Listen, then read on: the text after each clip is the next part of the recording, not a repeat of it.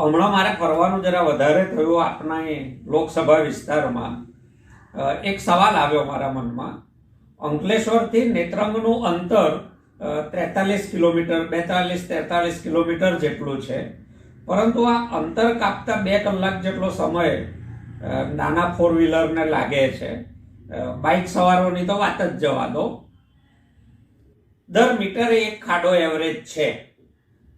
Road વિભાગવાળા કદાચ આપનું માનતા નહીં હોય અને નવો રોડ નહીં બનાવી આપતા હોય, પણ કમસે કમ આપ એમની પાસે ખાડા ગણાવી શકશો?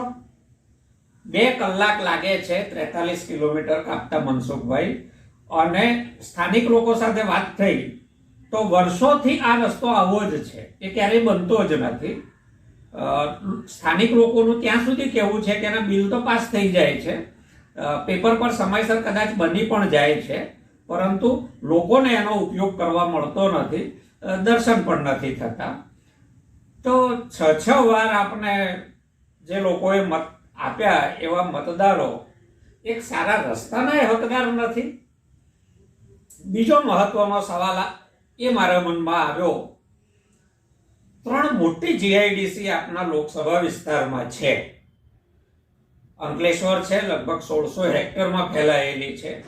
એવી જ દહેજ જીઆઈડીસી છે, લગભગ 76 સ્ક્વેર કિલોમીટરનો આખો PCPIR એવું રૂપાળા નામથી બની રહ્યો છે.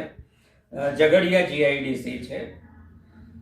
તો 3 મોટી જીઆઈડીસી હોય, ભારત સરકાર સ્કિલ ઇન્ડિયા નામનો કાર્યક્રમ ચલાવતી હોય, સ્થાનિક આદિવાસી યુવાનો ભણેલા હોય, તો ભારત સરકારના કાર્યક્રમ અંતર્ગત આપ એમનું સ્કિલ ડેવલપમેન્ટ નથી કરાવી શક્યા?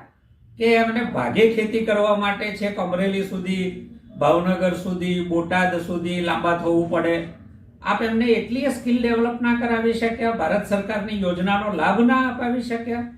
આપની લોકસભામાં કેટલા સ્કિલ ઇન્ડિયા કાર્યક્રમ અંતર્ગત કેન્દ્રો ચાલે છે અને કેટલા યુવાનોની સ્કિલ ડેવલપ થઈ અને એ યુવાનો કઈ ફેક્ટરીઓમાં, કયા કારખાનામાં, કયા મોટા ઔદ્યોગિક ગૃહોમાં નોકરી મેળવી શક્યા?